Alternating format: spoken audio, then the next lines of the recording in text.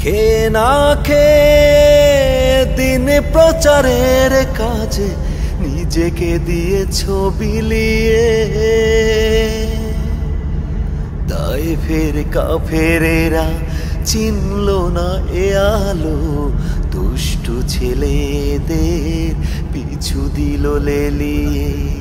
পাথরের আঘাতে ক্ষত বিক্ষত হয়ে সারা শরীর থেকে রক্ত ঝরে। হে রাসূল তোমাকে ভুলি আমি কেমন করে, হে রাসূল